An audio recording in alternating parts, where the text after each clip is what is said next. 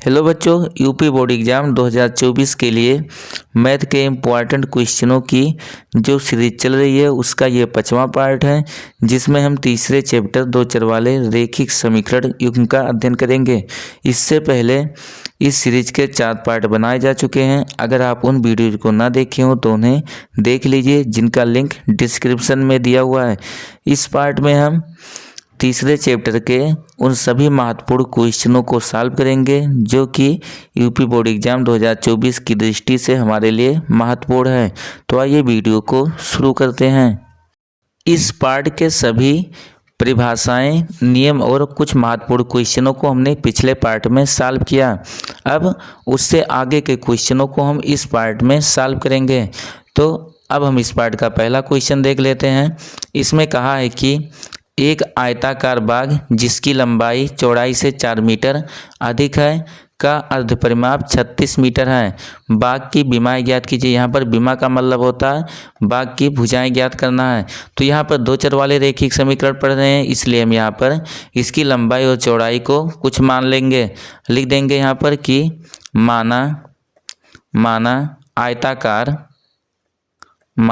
आयताकार, यहाँ पर बोला है कि आयताकार बाग, तो लिख देंगे माना आयताकार बाग की लंबाई।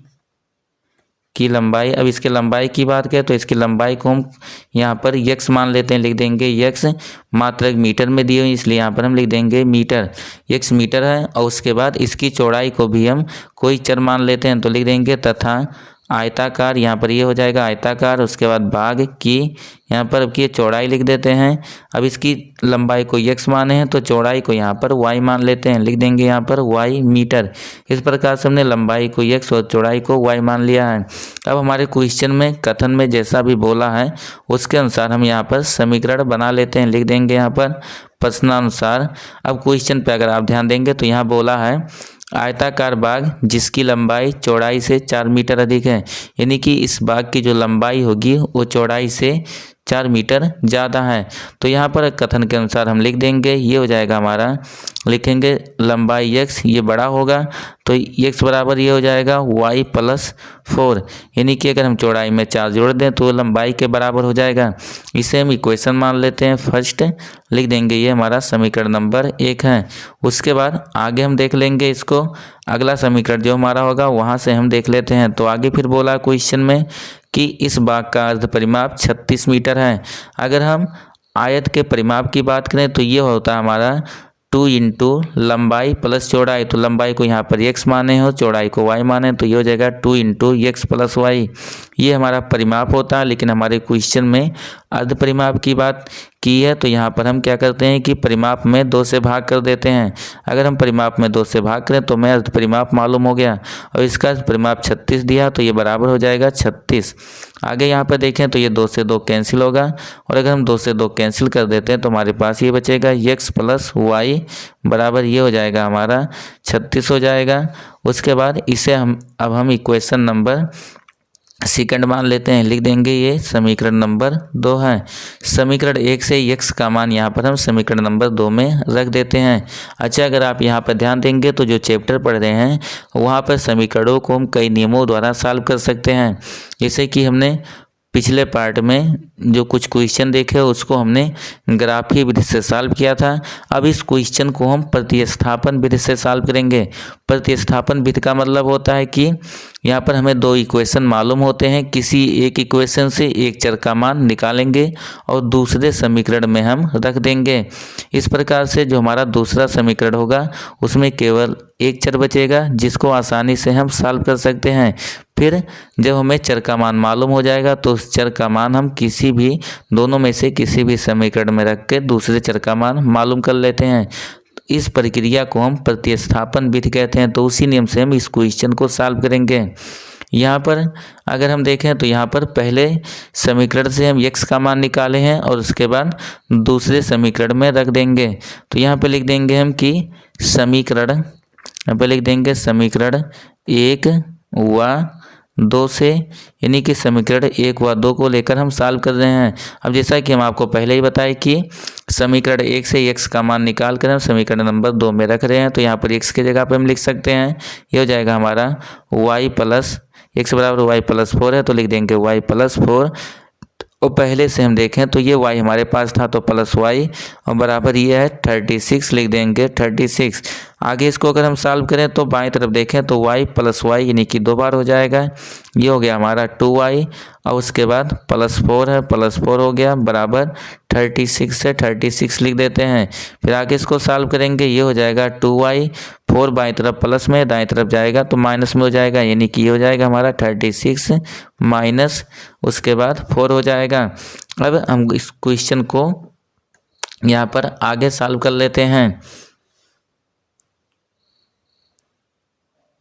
ये हो जाएगा हमारा आगे, अगर देखें यहाँ से आगे सॉल्व करें तो ये हो जाएगा 2y बराबर ये है। अगर हम y बराबर यहाँ पे लिख देंगे 2y और उसके बाद दाएं तरफ देखें तो ये 36 में से अगर 4 हम घटा देते हैं तो ये हमारे पास 32 बचेगा।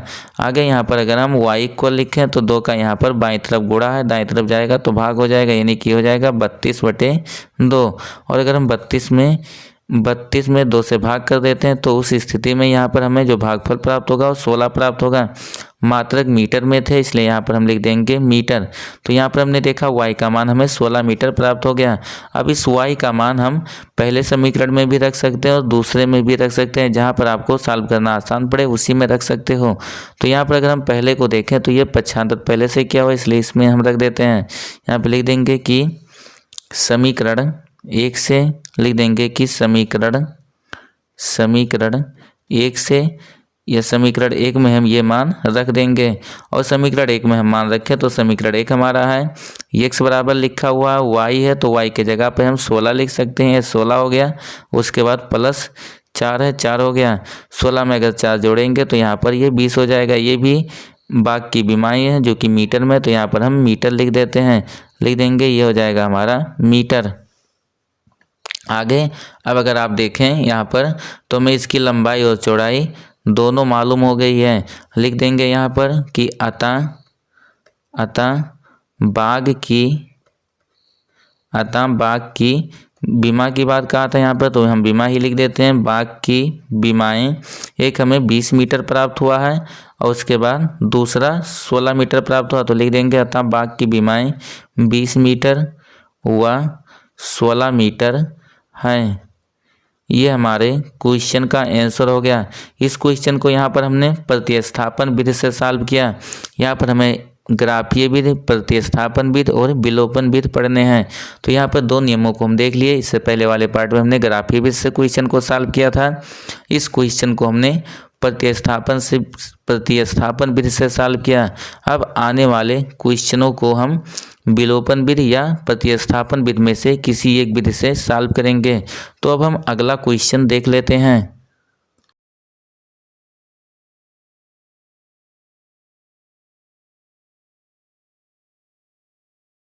अगला क्वेश्चन है हमारा, इसमें बोला है यदि किसी भिन्न के अंश और हर दोनों में 2 जोड़ दिया जाए तो वह 9/11 हो जाती है। यदि अंश और हर दोनों में 3 जोड़ दिया जाए तो वह 5/6 हो जाती है। वह भिन्न ज्ञात कीजिए। यानी कि यहाँ पर एक भिन्न के और अंश और हर में कोई संख्या जोड़ने पर उसका मान परिवर्तित हो जाता है, तो हमें उस भिन्न का मान बताना है।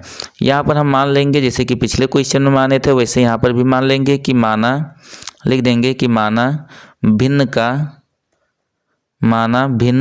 का यहाँ पर इसका अंश और हर कुछ मान लेंगे, लिख देंगे माना भिन्न का अंश। यहाँ पर भिन्न के अंश को हम x मान लेते हैं x, तथा हर को y मान लेते हैं, लिख देंगे तथा हर y है। अगर हम भिन्न के अंश और को x और हर को y मान लेते हैं तब ये हमारा भिन्न हो जाएगा, लिख देंगे इसलिए भिन्न। अब अगर यहाँ पर हम भिन्न की बात करें तो ये हमें जो भिन्न प्राप्त होगा वो हमारा हो जाएगा x/y। ये हमारा भिन्न हो गया। उसके बाद जैसा कि हमारे क्वेश्चन में बोला उसके अनुसार यहाँ पर हम इक्वेशन बना लेते हैं, लिख देंगे यहाँ पर प्रश्नानुसार। अब यहाँ पर आप क्वेश्चन के कथन पर ध्यान देंगे। तो यहाँ पर क्वेश्चन में बोला है कि यदि किसी भिन्न के अंश और हर दोनों में 2 जोड़ दिया जाए, यानी कि अंश में भी हम 2 जोड़ेंगे और साथ ही हर में भी 2 जोड़ेंगे, और अगर हम 2 जोड़ देते हैं तो वह 9/11 हो जाती है। यानी कि हमारे पास ये भी x/y था, इसके अंश और हर में दोनों में हम 2 जोड़ देते हैं, तो ये हो जाएगा हमारा अंश जो है ये हो जाएगा x+2। उसके बाद अगर हर की बात करें तो हर पहले y था, बाद में जब हम 2 जोड़ देंगे तो ये हो जाएगा y+2। और बोला जब अंश और हर में हम 2 जोड़ते हैं तो यह भिन्न का मान 9/11 हो जाता है। तो यहाँ पर हम लिख देंगे 9/11। इससे पहले अब हम सॉल्व कर लेते हैं। अगर इसको हम सॉल्व करें तो यहाँ पर 11 का गुणा x में हुआ, ये हो गया हमारा 11x, उसके बाद प्लस 11 का गुणा 2 में होगा तो ये 11 दूना 22 हो जाएगा। फिर बराबर है बराबर लिख देते हैं। अब इसका गुणा यहाँ पर हुआ, फिर इसका गुणा यहाँ पर करेंगे तो 9 का गुणा y में हुआ, ये हो जाएगा हमारा 9y, उसके बाद प्लस 9 का गुणा 2 में हुआ तो ये हो जाएगा हमारा 18। उसके बाद आगे इसे हम सॉल्व कर लेते हैं। आगे सॉल्व करें तो सबको पक्षांतर कर लेंगे तो ये हो जाएगा हमारा 11x पहले से था, y वाले पद को इधर हम लाते हैं दाईं तरफ से बाईं तरफ, तो दाईं तरफ प्लस में है, बाईं तरफ आएगा तो माइनस में हो जाएगा, यानी कि हो जाएगा -9y। और साथ में 18 को भी हम बाईं तरफ लाएंगे, प्लस में माइनस में हो जाएगा।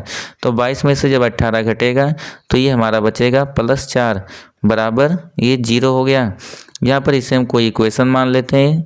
इस यहाँ पर ये हमारा पहला इक्वेशन है, इसलिए इसको हम इक्वेशन नंबर फर्स्ट मान लेते हैं। अब आगे हम इसको सॉल्व करते हैं तो लिख देंगे तथा अगला इक्वेशन देखते हैं। तो आगे बोला था क्वेश्चन में कि यदि अंश और हर दोनों में 3 जोड़ दिया जाए तो वह 5/6 हो जाती है। यानी कि अब हमें अंश और हर में हम 3 जोड़ देते हैं।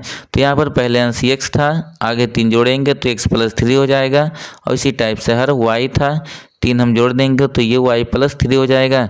और जब अंश और हर में हम 3 जोड़ें तो भिन्न का जो हमारा मान हो जाएगा ये हमें 5/6 प्राप्त होता है। तो लिख देंगे ये 5/6। फिर इसको हम सॉल्व कर लेंगे।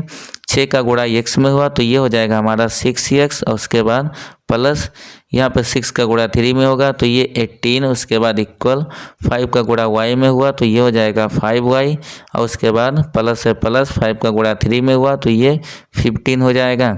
इसको फिर हम पक्षांतर कर लेंगे, 6x हो गया, उसके बाद 5y, ये दाईं तरफ से बाईं तरफ आया, दाईं तरफ प्लस में, बाईं तरफ आएगा तो माइनस में हो जाएगा, यानी कि हो जाएगा -5y।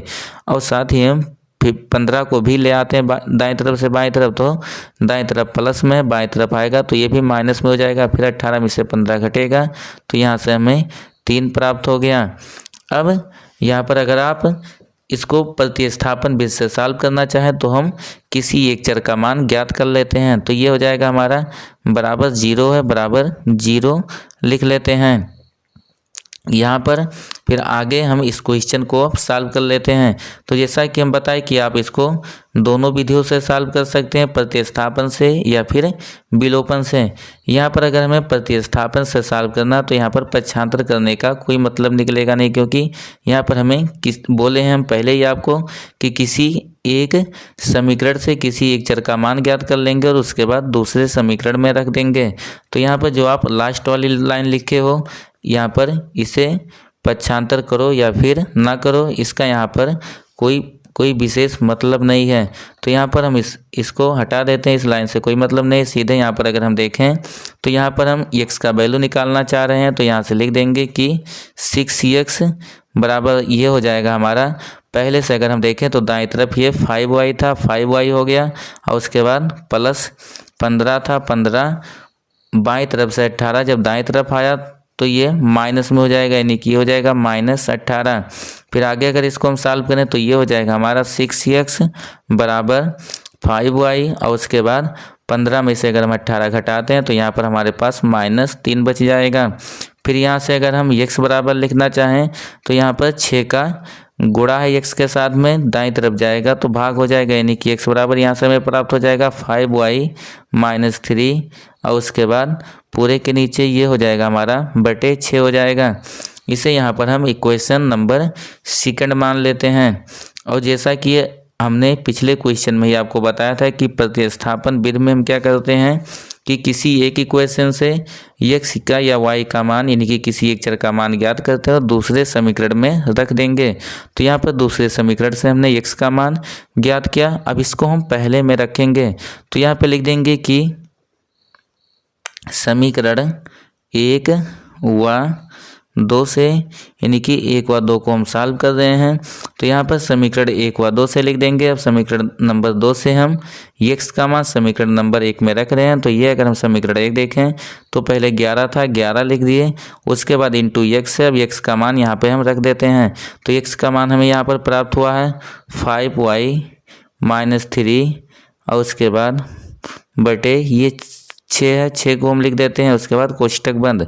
फिर अगर देखें तो -9y है, लिख देंगे -9y, उसके बाद आगे +4 है तो +4 हो गया बराबर 0, तो 0 लिख देते हैं। आगे अगर इसको हम सॉल्व करें यहाँ पर, तो जब इसको हम सॉल्व करेंगे तो 11 का गुणा 5y में हो गया, ये हो जाएगा हमारा 11 × 5 ये 55y, और उसके बाद -11 का गुणा 3 में होगा 33 हो जाएगा, और उसके बाद पूरे के नीचे ये हमारा बटे 6 था। इसको अगर हम सॉल्व करते हैं तो 6 का गुणा यहाँ 9 में हुआ, ये हो जाएगा हमारा 6 का गुणा 9 में होगा, तो ये हो जाएगा हमारा 9 × 6 = 54, यानी कि ये हो जाएगा 54, और उसके बाद y प्लस माइनस माइनस हो जाएगा, फिर 6 का गुणा 4 में होगा, तो ये हो गया 6 चौक ये 24 हो गया। उसके बाद पूरे के नीचे बटे हो जाएगा, यानी कि ये हो जाएगा हमारा पूरे के नीचे बटे 6 हो जाएगा, तो बटे ये 6 लिख देंगे बराबर 0 है, 0 हो गया। आगे अगर यहाँ पे देखें तो 6 का भाग है, दूसरी तरफ जाएगा, 0 में गुणा हो जाएगा, और जैसे 0 में गुणा हुआ पूरा मान ये 0 के बराबर हो जाएगा। यानी कि यहाँ पर फिर आगे हम देखें तो 55y में से 54y घट गया, ये हमारे पास केवल y बचेगा, और उसके बाद 33 - 33 और +24, इसको भी हम यहाँ पर घटा देते हैं।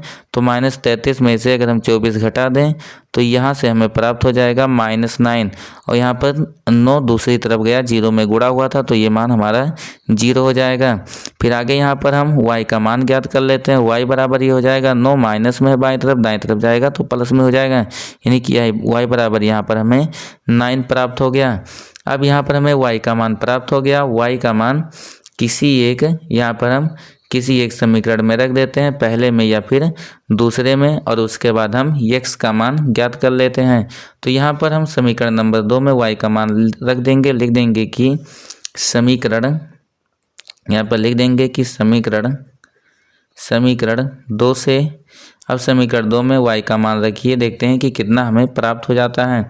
तो यहाँ पर x बराबर था, लिख देंगे कि x, उसके बाद बराबर, फिर आगे यहाँ पर देखें तो यह है 5y का मान 9 मिला है यहाँ पर, तो हम 9 लिख देंगे, उसके बाद -3 है, 3 हो गया बटे, उसके बाद यहाँ पे 6 है, 6 लिख देते हैं।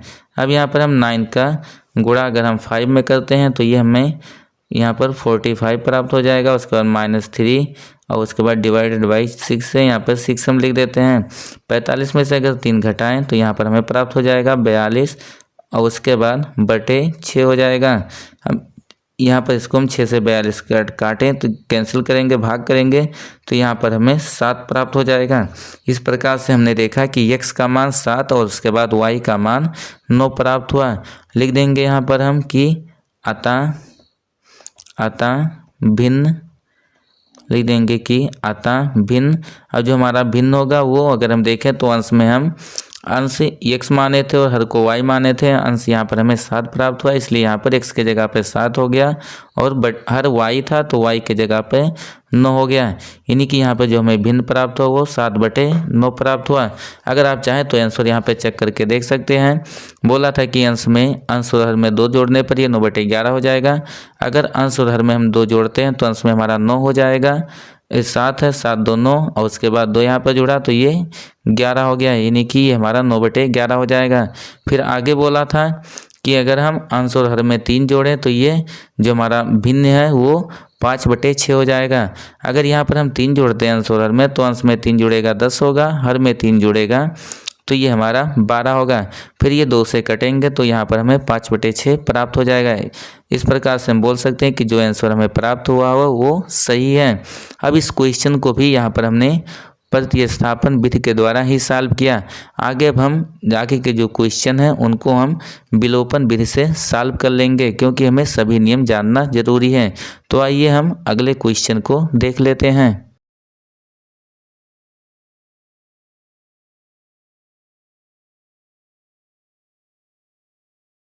अगला क्वेश्चन हमारा, इसमें बोला है कि 5 वर्ष बाद जेकब की आयु उसके पुत्र की आयु से 3 गुनी हो जाएगी। 5 वर्ष पूर्व जेकब की आयु उसके पुत्र की आयु की 7 गुनी थी, उनकी वर्तमान आयु क्या है? तो यहाँ पर हम पहले दोनों की वर्तमान आयु कुछ मान लेंगे। लिख देंगे यहाँ पर कि माना जेकब, एक व्यक्ति है जिसका नाम जेकब है, तो लिख देंगे माना जेकब व उसके पुत्र यहाँ पर वर्तमान आयु मानना है हमको, तो लिख देंगे व उसके पुत्र की वर्तमान आयु यहाँ पर दोनों की वर्तमान आयु माननी है, तो लिख देंगे उनकी वर्तमान आयु क्रमशः क्या, इसका मतलब हुआ कि पहले हम जेकब की वर्तमान आयु लिखेंगे, उसके बाद उसके पुत्र की क्रमशः, यहाँ पर जेकब की आयु x वर्ष मान लेते हैं और उसके बाद उसके पुत्र की आयु को y वर्ष मान लेते हैं, तो लिख देंगे उनकी वर्तमान आयु क्रमशः x वर्ष व y वर्ष है, यानी कि इन दोनों की वर्तमान आयु हमने यहाँ पर मान लिया है। फिर लिख देंगे कि प्रश्नानुसार, ये हो जाएगा हमारा प्रश्नानुसार। अब जैसा कि हमारे क्वेश्चन में बोला हुआ उसके अनुसार यहाँ पर हम समीकरण बना लेते हैं। अब यहाँ पर देखें तो क्वेश्चन में बोला था कि 5 वर्ष बाद, यानी कि ये फ्यूचर की बात कर रहा है, तो यहाँ पर लिख देंगे 5 वर्ष बाद। इस समय इनकी वर्तमान आयु क्रमशः x वर्ष और y वर्ष है, तो 5 वर्ष के बाद अगर हम जेकब के वर्तमान आयु की बात करें तो ये हो जाएगा x + 5, और इसी प्रकार से अगर उसके पुत्र के 5 वर्ष बाद आयु की बात करें तो वर्तमान आयु y है, तो 5 वर्ष के बाद ये हो जाएगा y + 5 वर्ष। अब यहाँ पर कहा है कि 5 वर्ष बाद जेकब की आयु उसके पुत्र की आयु से 3 गुनी हो जाएगी, यानी कि जो जेकब होगा अपने पुत्र से 3 गुना बड़ा हो जाएगा। तो यहाँ पर अगर हम देखें तो इस समय जेकब अपने पुत्र से 5 वर्ष के बाद भी बड़ा होगा, तो अगर हम दोनों को बराबर करना चाहें तो बराबर ये कब होंगे, जेकब 3 गुना बड़ा है। अगर यहाँ पर हम इसमें जेकब की आयु में 3 से भाग कर दें या फिर उसके पुत्र की आयु में 3 से गुणा कर दें तो दोनों की आयु बराबर हो जाएगी, इसलिए यहाँ पर हम इसके पुत्र की आयु में 3 से गुणा कर देते हैं। और जैसे इसके पुत्र की आयु में हम 3 से गुणा करेंगे, यहाँ पर जो हमारे यहाँ पर दोनों की आयु थी वो बराबर हो जाएगी, तो यहाँ पर 3 से हम गुणा कर देंगे, ये दोनों की आयु अब बराबर हो गई। इसको अब हम सॉल्व कर लेते हैं। सॉल्व करेंगे ये, तो ये हो जाएगा हमारा x, उसके बाद +5 और उसके बाद दाईं तरफ अगर हम देखें तो 3 का गुणा y में हो गया, ये हो गया हमारा 3y। उसके बाद यहाँ पर 3 का गुणा 5 में होगा, ये हो जाएगा +15। इसको हम एक तरफ कर लेते हैं। इस क्वेश्चन को हमें विलोपन विधि से, इससे पहले के क्वेश्चनों को हमने प्रतिस्थापन विधि से सॉल्व किया, तो इसको हम विलोपन विधि से सॉल्व करेंगे। इसलिए यहाँ पर सभी को हम एक ही तरफ कर लेते हैं, कहने का मतलब कि मानक रूप में बदल लेंगे।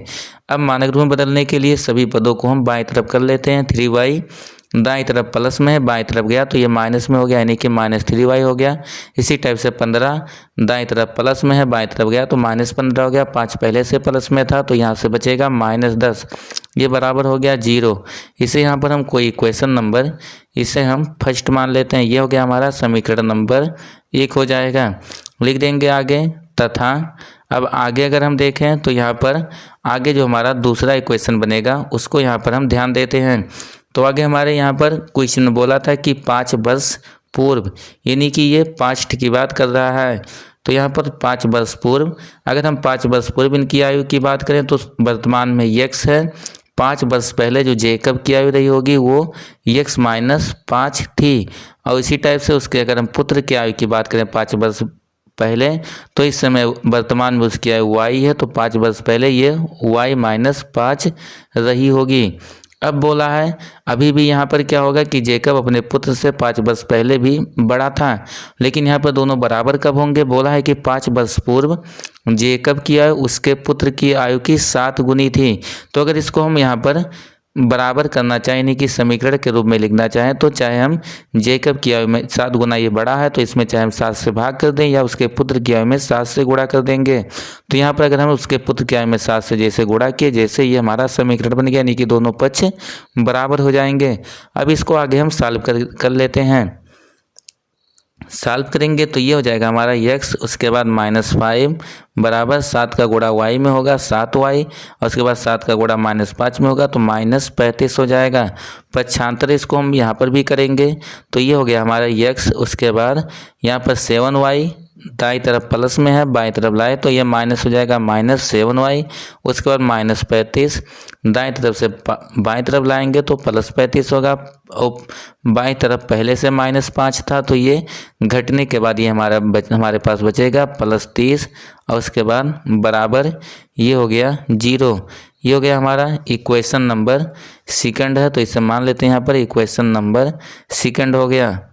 अब आगे हमें, जैसा कि हम पहले ही बताए कि इससे पहले के जो दोनों क्वेश्चन थे उसको हमने प्रतिस्थापन विधि द्वारा सॉल्व किया। अब आगे के क्वेश्चनों को हम विलोपन विधि द्वारा सॉल्व करेंगे। तो इस क्वेश्चन को यहाँ पर हम विलोपन विधि द्वारा सॉल्व कर लेते हैं।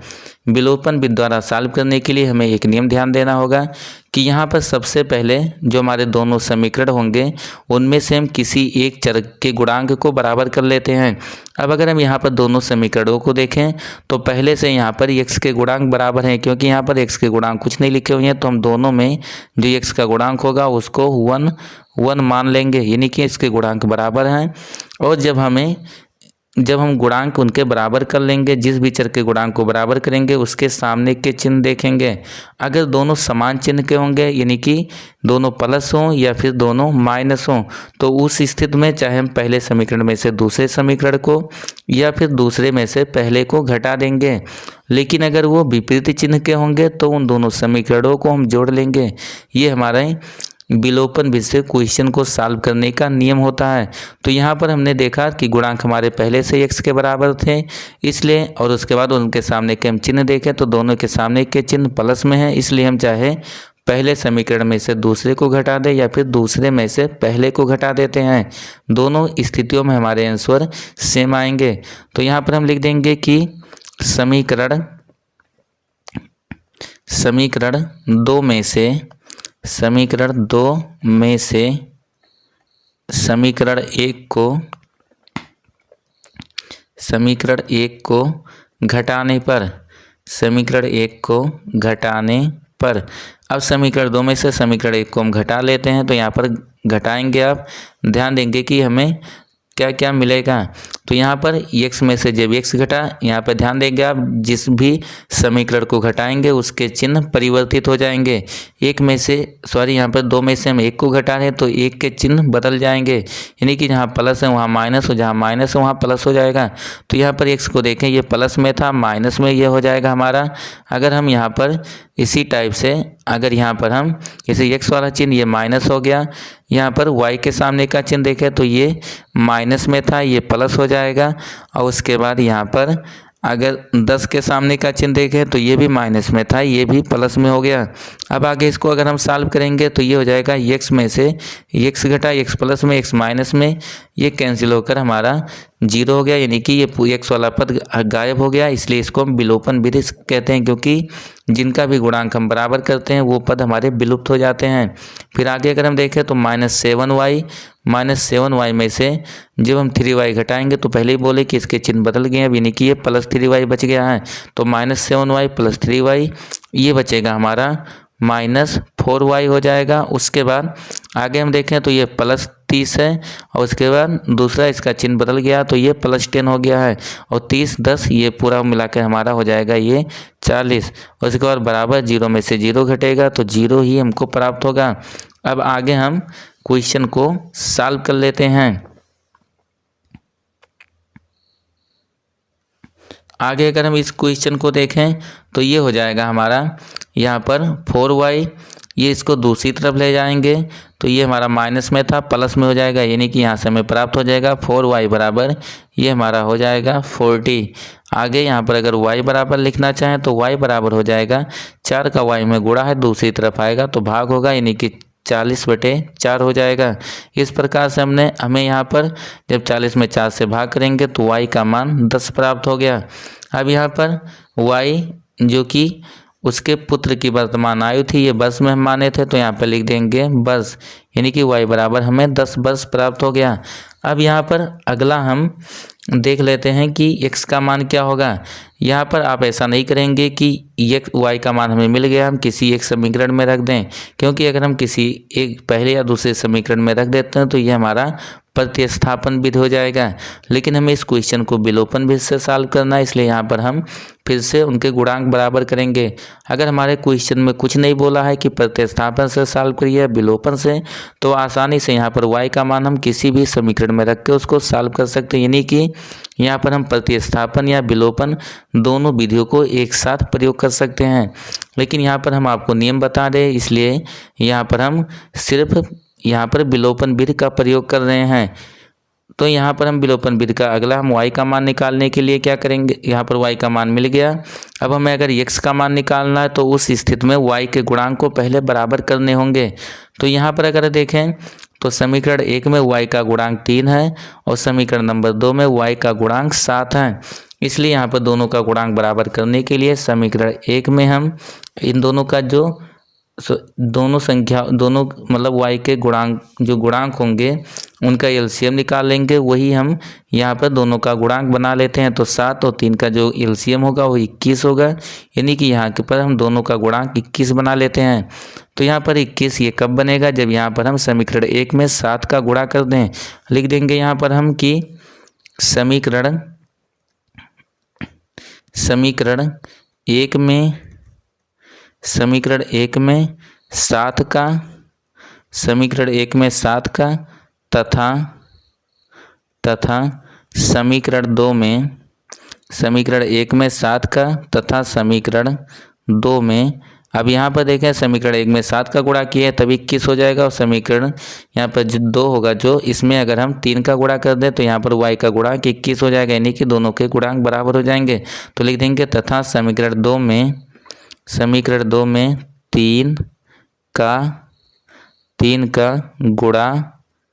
3 का गुणा करने पर, यानी कि इसका हम यहाँ पर दोनों समीकरणों में एक में 7 का और दूसरे में 3 का गुणा कर देते हैं।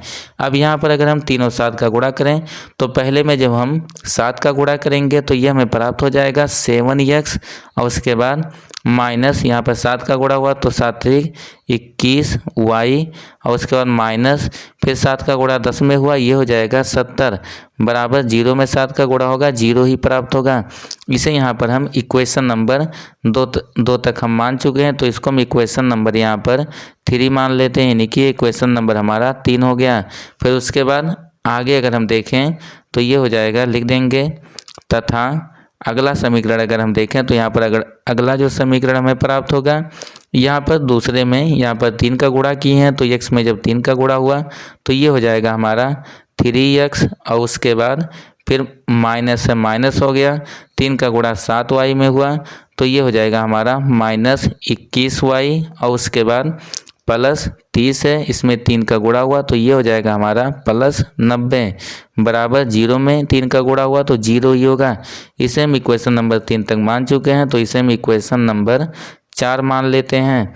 अब यहाँ पर हम पहले ही आपको बता चुके हैं कि सबसे पहले हम यहाँ पर जिस भी चर को विलुप्त करना होगा उसके गुणांकों को बराबर कर लेंगे। तो यहाँ पर देखें y के गुणांक बराबर हो गए, उसके बाद अगला काम होगा कि उनके सामने के चिन्हों को हम देखेंगे।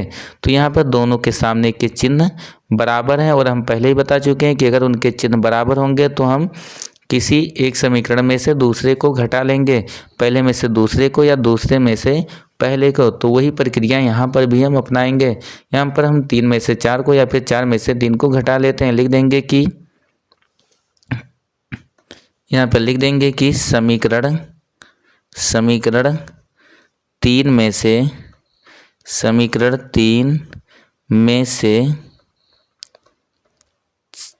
से 4 को 4 को घटाने पर, यानी कि समीकरण नंबर 3 में से हम समीकरण नंबर 4 को घटा लेते हैं। अगर समीकरण नंबर 3 में से समीकरण 4 को घटाते हैं तो उस स्थिति में यहाँ पर हम देखेंगे कि जैसा कि बताएं कि जिसको भी हम घटाएंगे उसके चिन्ह परिवर्तित हो जाएंगे, यानी 3 में से 4 को घटा रहे हैं तो 4 के चिन्ह बदल जाएंगे। यहाँ प्लस है, माइनस हो गया, इसी टाइप से ये भी माइनस है, प्लस हो जाएगा, और यहाँ पर 90 के सामने प्लस है, ये भी माइनस हो जाएगा। अब आगे अगर इसको हम सॉल्व करें तो यहाँ से हमें प्राप्त होगा 7x में से यहाँ पर 3x माइनस में हो गया घटेगा, तो ये हमारे पास बचेगा 4x। उसके बाद आगे अगर यहाँ पर y की बात करें, y वाले पद की, तो यहाँ पर माइनस में पहले तीसरे इक्वेशन में, चौथे में प्लस हो गया, ये घटकर शून्य हो गया, यानी कि ये विलुप्त हो जाएगा। फिर आगे अगर हम अचर पद की बात करें तो तीसरे इक्वेशन में -70 और चौथे में ये 90 भी हमारा माइनस में हो गया। जब घटाएं तो -70 -90, यानी कि ये हो जाएगा हमारा -160। उसके बाद बराबर 0 में से 0 घटेगा तो ये हमें 0 ही प्राप्त होगा। अब आगे हम इस क्वेश्चन को और आगे सॉल्व कर लेते हैं। यहाँ पर अगर इसको हम आगे यहाँ पर सॉल्व करें तो ये हो जाएगा हमारा, यहाँ से आगे ये 4x है। अगर हम यहाँ पर 4x बराबर लिखना चाहें तो -160, ये बाईं तरफ से दाईं तरफ जाएगा तो प्लस में हो जाएगा, यानी कि ये हो जाएगा हमारा +160 हो गया। फिर यहाँ पर अगर x बराबर लिखना चाहें तो x बराबर हो जाएगा 160, और उसके बाद 4 का गुणा यहाँ पर आएगा तो 4 का भाग हो जाएगा। फिर 160 में हम 4 का अगर भाग करते हैं तो यहाँ पर हमें 40 प्राप्त हो जाएगा। यहाँ पर उसकी वर्तमान आयु थी जेकब की, तो बस में जो कि हम माने थे तो यहाँ भी हम लिख देंगे बस। इस प्रकार से हमने देखा कि जेकब की वर्तमान आयु 40 वर्ष है और उसके पुत्र की वर्तमान आयु हमें 10 वर्ष प्राप्त हुई है। यहाँ पर लिख देंगे हम कि अतः जेकब व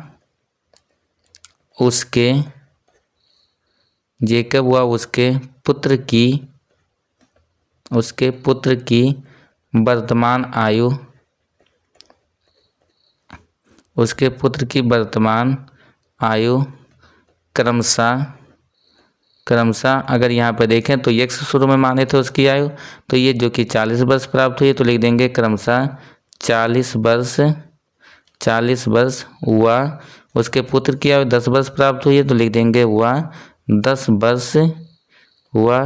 वर्ष है। ये हमारे क्वेश्चन का आंसर हो गया। तो यहाँ पर इस क्वेश्चन को हमने विलोपन विधि से सॉल्व किया। इस प्रकार से हमने इस पार्ट में दोनों विधियों को देख लिया। पहले के दोनों क्वेश्चन को हमने प्रतिस्थापन विधि से सॉल्व किया, और उसके बाद उससे आगे का क्वेश्चन हमने विलोपन विधि से सॉल्व किया। अब आगे और हम कुछ क्वेश्चन विलोपन विधि से सॉल्व करके देख लेते हैं। तो आइए अगला क्वेश्चन देखते हैं।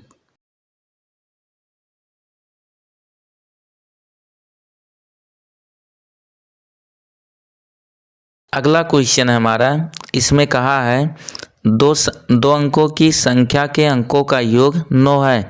इस संख्या का 9 गुना संख्या के अंकों को पलटने से बनी संख्या का 2 गुना है, वह संख्या ज्ञात कीजिए। तो यहाँ पर 2 अंकों की संख्या, इसमें यानी कि उसमें इकाई और दहाई होगा।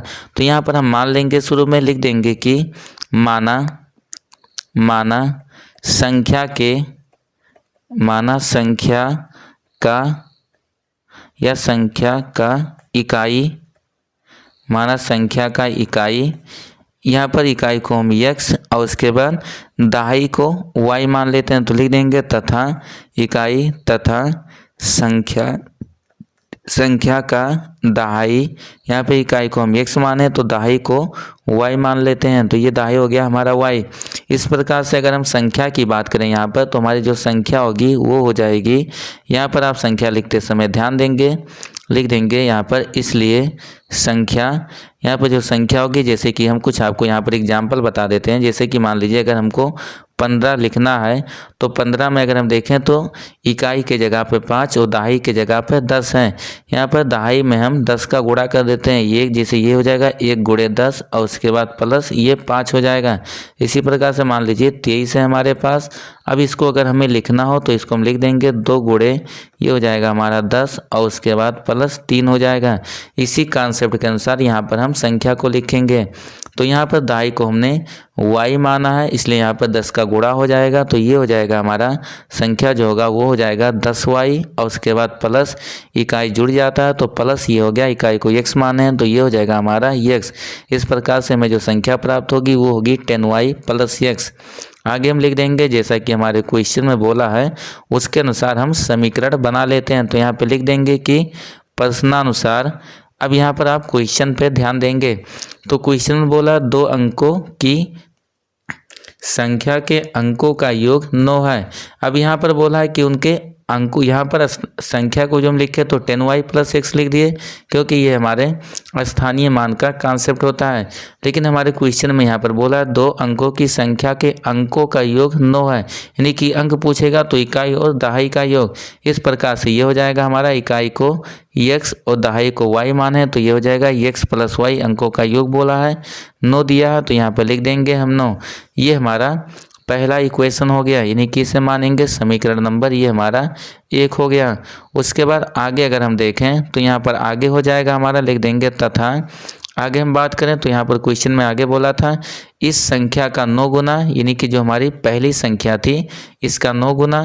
तो यहाँ पर ये संख्या हमारी है पहली 10y उसके बाद प्लस x। अब बोला है कि इसका 9 गुना, तो यहाँ पर हम क्या करते हैं कि 9 का गुणा कर देते हैं। उसके बाद बोला इस संख्या का 9 गुना संख्या के अंकों को पलटने से बनी संख्या का 2 गुना है, यानी कि अगर इसके अंकों को हम पलट दें, अंकों को पलटने का मतलब है कि इकाई के जगह दहाई और दहाई के जगह पे इकाई कर दें। तो अगर अंकों को हम पलटेंगे, इकाई के जगह पे दहाई और दहाई की जगह पे इकाई हो जाता है, तो जो हमें नई संख्या प्राप्त होगी ये हमारा हो जाएगा 10x और उसके बाद प्लस y। अब बोला है कि इसके अंकों को पलटने से बनी संख्या का 2 गुना है, तो यहाँ पर हम 2 का गुणा कर देंगे और अब ये दोनों हमारे जो संख्याएं थी ये बराबर हो जाएंगी। तो इसको अगर हम आगे सॉल्व करते हैं तो यहाँ पर 9 का गुणा 10y में होगा तो ये हो जाएगा हमारा 90y और उसके बाद फिर 9 का गुणा प्लस x में होगा तो प्लस हो ये हो जाएगा 9x बराबर। उसके बाद यहाँ पर तो 2 का गुणा 10x में हुआ तो ये हो गया 20x और उसके बाद फिर 2 का गुणा y में होगा तो प्लस हो जाएगा ये 2y। आगे इसको हम सॉल्व कर लेते हैं। तो यहाँ पर जब आगे हम सॉल्व करेंगे सभी पदों को यहाँ पर हम बाईं तरफ से दाएं तरफ ले आ रहे हैं। तो यहाँ पर जब हम दाएं तरफ लाएंगे तो ये 9x प्लस में है, जब ये दाएं तरफ आएगा तो माइनस में हो जाएगा, यानी कि 20x में से जब x घट गया तो ये हमारा बचेगा यहाँ पर 11x और उसके बाद दूसरा 90y को जब हम बाईं तरफ से दाएं तरफ लाएंगे तो ये भी माइनस में हो गया, यानी कि 90y माइनस में और प्लस 2y था तो ये हो जाएगा हमारा माइनस 88y और उसके बाद बराबर कोई अचर पद नहीं है तो बराबर ये 0 हो जाएगा। यहाँ से अगर हम देखें तो यहाँ पर 11 कॉमन होगा, इसलिए हम यहाँ पर दोनों यहाँ पर हम 11 से भाग कर देते हैं, या बोलें कि 11 यहाँ से हम कॉमन लेते हैं। तो जब 11 कॉमन लेंगे तो ये हो जाएगा हमारा x माइनस 8y और उसके बाद बराबर 0 हो गया। आगे यहाँ पर 11 से 11 का गुणा दूसरी तरफ जाएगा, 0 में भाग होगा तो ये समाप्त हो गया, यानी कि ये हो जाएगा हमारे पास x माइनस 8y और उसके बाद बराबर 0। इसे यहाँ पर हम इक्वेशन नंबर सेकंड मान लेते हैं। ये हो गया हमारा समीकरण नंबर 2। अब यहाँ पर इसको आगे हम सॉल्व कर लेंगे। तो आप पिछले के जो तीनों क्वेश्चन पढ़े हैं उनमें से पहला और दूसरा क्वेश्चन हमने प्रतिस्थापन विधि से पढ़ा, उसके बाद जो हमारा तीसरा क्वेश्चन था इस पार्ट का उसको हमने विलोपन विधि से सॉल्व किया। अब इस क्वेश्चन को हम यहाँ पर किसी भी विधि से, क्योंकि आप दोनों विधियों को आसानी से समझ चुके हैं। अब यहाँ पर हम दोनों को विधियों की सहायता से किसी भी क्वेश्चन को सॉल्व करेंगे, यानी कि पहले भी विधि अप्लाई कर सकते हैं या फिर दूसरी विधि का भी हम प्रयोग करेंगे एक ही क्वेश्चन में। तो यहाँ पर अगर हम देखें तो यहाँ से हमको प्राप्त हुआ x + y = 9 और दूसरा इक्वेशन x - 8y = 0। यहाँ पर देखें तो x का गुणांक बराबर है और उसके बाद इसलिए यहाँ पर हम विलोपन विधि का प्रयोग कर रहे हैं। तो यहाँ पर पहले से x का गुणांक बराबर है। अब उनके सामने का हम चिन्ह देखें तो यहाँ पर x के सामने का चिन्ह अगर हम देखें तो प्लस है और दूसरे समीकरण में भी x के सामने का चिन्ह प्लस है। और जब दोनों के चिन्ह बराबर होते हैं तो उस स्थिति में हम पहले में से दूसरे को या फिर दूसरे में से पहले समीकरण को घटा देते हैं। तो यहाँ पर हम समीकरण नंबर 1 में से समीकरण 2 को घटा दे रहे हैं। लिख देंगे कि समीकरण 1 में से 2 को समीकरण 1 में से 2 को घटाने पर, अब अगर समीकरण 1 में से हम समीकरण नंबर 2 को घटाते हैं तो दूसरे के चिन्ह बदल जाएंगे। और यहाँ पर अगर हम चिन्ह बदलेंगे तो x के सामने प्लस था ये माइनस हो जाएगा, y के सामने माइनस था ये प्लस हो जाएगा। और घटाने के बाद यहाँ पर अगर हम देखें तो जब x में से x घटा तो ये वाला x वाला पद गायब हो गया। उसके बाद y प्लस में एक बार दूसरे समीकरण में +8y हो जाएगा। इस प्रकार से यहाँ से हमें ये 9y प्राप्त हो जाएगा। और यहाँ पर आगे अगर हम देखें तो दूसरे साइड में ये हमारा है, यहाँ पर दाएं साइड में 9 है और अगर हम दूसरे समीकरण में देखें तो ये 0 है। तो 9 में से अगर हम 0 को घटाएंगे तब भी हमको 9 ही प्राप्त होगा। फिर आगे अगर हम y बराबर देखें तो y बराबर ये हो जाएगा 9 का गुणा है, इस तरफ जाएगा तो भाग होगा तो 9/9 यानी कि 1 प्राप्त हो गया। तो यहाँ से हमें y का मान 1 प्राप्त हुआ। अब y का मान हम किसी एक समीकरण में रख देते हैं, पहले में या फिर दूसरे में। जैसा कि हम पहले ही आपको बता चुके हैं कि यहाँ पर हम दोनों नियमों का एक साथ प्रयोग करेंगे। तो अभी तक देखें हम आधा क्वेश्चन हमने विलोपन विधि से सॉल्व किया, अब आधा हम प्रतिस्थापन विधि से सॉल्व करेंगे। तो यहाँ पर लिख देंगे कि समीकरण 1 में y का मान रखने पर, तो समीकरण 1 में हम यहाँ पर y का मान रख देते हैं। अगर समीकरण 1 में हम y का मान रखते हैं तो यहाँ पर हम देखेंगे प्राप्त हो जाएगा x से x हो गया, उसके बाद प्लस y के जगह पे 1 और उसके बाद बराबर 9 है तो यहाँ पर 9 लिख देंगे। आगे इसको हम सॉल्व करते हैं तो x बराबर ये बाईं तरफ से 1 दाएं तरफ जाएगा तो प्लस में है, दूसरी तरफ जाएगा माइनस में हो गया यानी कि -1 हो गया। और जब 9 में से 1 घट गया तो यहाँ पर हमें 8 प्राप्त हो जाएगा। अब यहाँ पर हमें x और y दोनों के मान प्राप्त हो गए। इस प्रकार से हम संख्या आसानी से ज्ञात कर सकते हैं। तो लिख देंगे कि अतः बोला था वह संख्या ज्ञात कीजिए, तो लिख देंगे अतः संख्या ये हमारी जो संख्या हो जाएगी, यहाँ पर हमने इसको 10y + x माना था तो ये हो गया 10y का मान अगर देखें तो 1 प्राप्त हुआ तो +1 और उसके बाद प्लस से प्लस x का मान 8 प्राप्त हुआ तो यहाँ पर हम 8 लिख देंगे। आगे इसको अगर हम सॉल्व करते हैं तो 10 का गुणा 1 में होगा, ये 10 और +8 यानी कि ये हमें 18 प्राप्त हो जाएगा। इस प्रकार से हमने देखा कि हमें जो संख्या प्राप्त हुई वो 18 होगी। अब अगर आप चेक करना चाहते हैं तो यहाँ पे देख सकते हैं कि दोनों अंकों का योग जो है वो 9 प्राप्त हुआ है। और उसके बाद यहाँ पर अगर हम अंकों का स्थान बदलते हैं, यानी कि इकाई की जगह पे दहाई और दहाई की जगह पे इकाई करते हैं तो पहले वाली संख्या जो है इसका 9 गुना अंकों का स्थान बदलने पे जो संख्या हमें प्राप्त होगी उसके 2 गुने के बराबर होगी, यानी कि यहाँ पे जो हमारी संख्या है वो 18 है। अब इस प्रकार से हमने इस चैप्टर के जो सभी महत्वपूर्ण क्वेश्चन थे उनको सॉल्व करके देख लिया। आपको ये वीडियो कैसा लगा कमेंट में लिखकर ज़रूर बताएं, और वीडियो अगर पसंद आया हो तो वीडियो को लाइक और अपने दोस्तों के साथ शेयर ज़रूर करें। अगर आप चैनल पर नए हो तो चैनल को सब्सक्राइब कर बेल आइकन दबा दें, जिससे कि आने वाली हर वीडियो की नोटिफिकेशन आपको प्राप्त होती रहे।